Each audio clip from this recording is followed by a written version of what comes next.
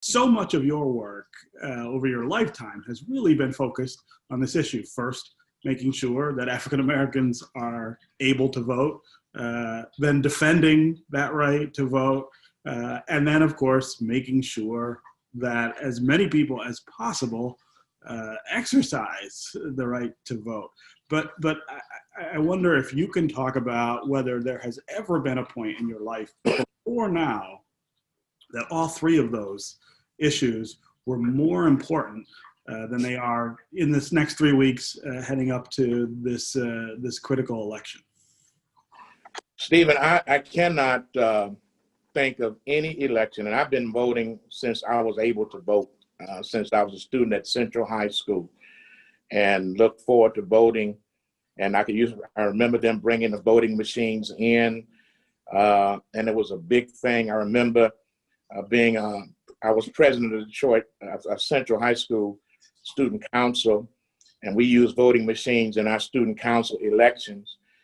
And I remember those machines, and those were the kind of machines that we used. They were training us, getting us prepared for voting in real life. Unfortunately, that's not happening today, and that's a part of the problem too. But I'm voting for the folk that have preceded this situation, in the Nixon election, in the Johnson, the Clinton, all those individuals, Hubert Humphrey, all those things, and the eras that they're in. I have never felt today like I felt back then. This is totally different. Every emotion that you can think of is encapsulated within the context of this election.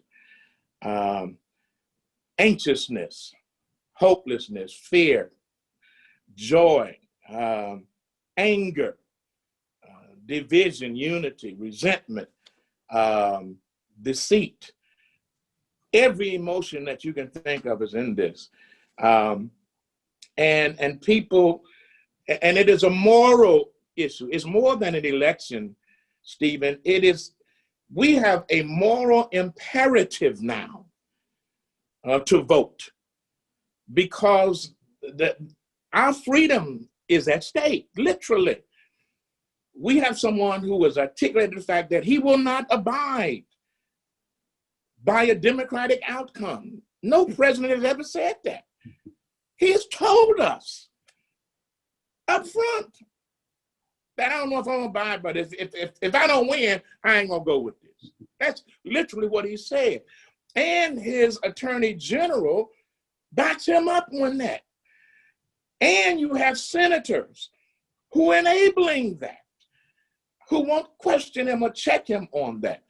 And so when I think about this election, the fact that they have tried to curtail the U.S. Postal Service, so we cannot mail in our ballots or get applications. The fact that we're in a COVID-19 pandemic, 216,000 people are dead due to the negligence of this administration, and he's running around spreading the virus.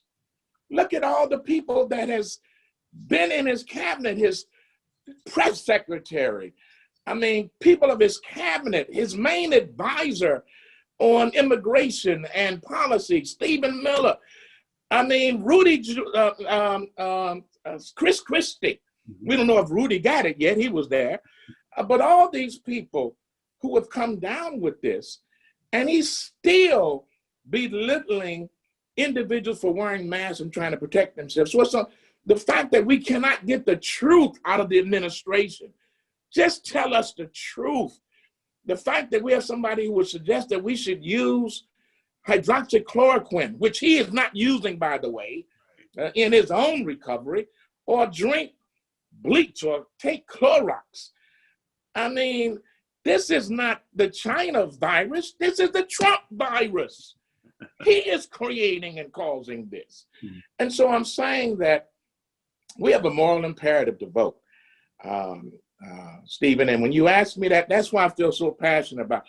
I've never felt as passionate. Well, I felt passionate about Obama, but for different reasons. Different, yeah, right. That's the other side. Much different reasons. The other side of this. Yeah. We have a chance to make history. This is the first one. So all the same thing you felt is what I felt. Yeah. And so, but for this one, it's deeper, it's broader, and it's more urgent. Yeah, yeah. There's a lot more danger, I feel like, around all of us. So let's go back to 2016, which was the last presidential election and the one that Donald Trump surprised a lot of people by winning. Michigan was one of the key states that he was able to flip from blue to red.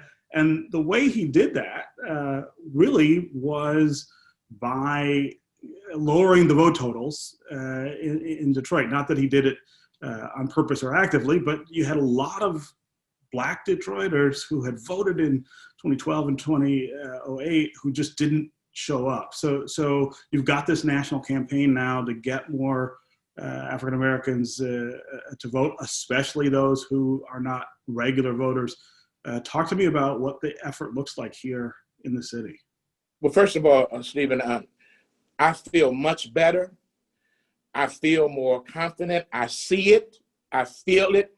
I hear it. I'm a part of it.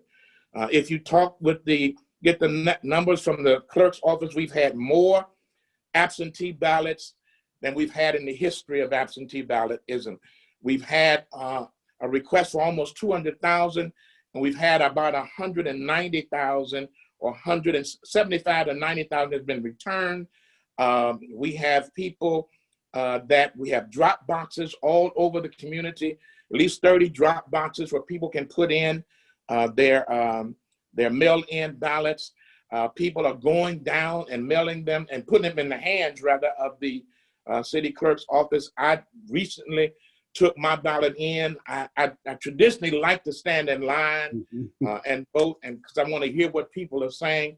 But I voted absentee and I took my ballot in. I'm encouraging everybody to take it in. Don't wait. Take it in and make sure you get it in. Yeah. We are in the streets, Stephen. We are in the northeast, west, south side of Detroit with our cars, our bullhorns. We're door knocking. We're phone banking to a degree we've never done like this before. We've just, within the last couple of weeks, we've hit about 15,000 homes, to give you just an indicator. I'm talking about our effort, not about all the others. I'm just our effort. We are encouraging people to take their souls to the polls. We have these signs. Once you take your souls to the polls, I voted, have you? And so for people, these are lawn signs that people can get, and these are door knockers that we are using. Take your souls to the polls. And then on the back, information relative to how you can use your voice. And they couldn't use their voice. Malice Green, Trayvon Martin, Eric Garner, Sandra Bryant. So you got to be the voice for them. And we are working with the clerk's office. We have a team of about 50 lawyers who are standing by, who are working with us, who will be on duty on the election day, because we know people are coming into the community. We've already been warned. People are coming in under the guise of challengers and monitors. Now, Stephen, I'm from Linwood and Buena Vista and Davidson and the Dexter area. Now, you're going to tell me somebody from Dexter, Michigan is going to come up in Detroit. We ain't never seen them before, and they going to be standing at the polling place talking about we hear some monitor. Now, you asking for some trouble just on you the absolutely are. And so we're working to make sure that there's a smooth election. We do not have obstacles. Nobody can say anything to you who was not a poll worker asking for your driver's license or would you sign the paper here. That's the only person you have to talk to. But people outside, it's illegal for them to interfere with you or to create any stumbling block. So we will deal with that and take you to court if, in fact, we find that to be the case. So it's real critical. We're on it. So, Stephen, I'm much more encouraged this time. And let me say finally on that point, I don't care what the polls say. I don't care how far ahead somebody seems to be. Don't go for the okie doke. We need you. There's only one poll that matters. That's the one that you take on November the 3rd at 8:00 p.m. when they're closed. Up until that time, we are on, we're voting, we're encouraging. Everybody got to get in this game. Yeah. Nobody can set it out. Yeah. How worried are you about voter suppression, which is the strategy of the Republican Party at this point? It is the only way they seem to be able to win, especially national elections, is by suppressing the vote on the other side. They're doing a lot of things in court, but they also, as you point out, are talking about showing up at the polls to intimidate people. Is that one of the reasons that we had the problems we had in 2016? We did have some of that, but it is even more rampant now. We had some of that. We've had some robocalls. I've had robocalls at my house, Stephen, telling me don't do the mail-in balloting. It's not credible. They will get your credit card information. All your privacy will be exposed. It's not guaranteed to get there. And so these are, and I can tell by the voices that they are not necessarily indigenous in some cases to the community, and the fact that they are exposing this. And then I'm glad that the Attorney General arrested 2 guys who were found guilty of perpetuating this. So we are finding ourselves victimized by voter suppression. Look at what they're doing in Texas, Harrison County. That is disgraceful. They got 1 drop box in a county that has 2 to 4 million people. 1 drop box. That's intentionality. The fact that they want to shut down the post office, take out the machines, the sorter machines, and to slow down the mail. That's voter suppression. Look at the lines in Georgia and in Texas, where people are standing in lines for 5 to 7 hours to vote.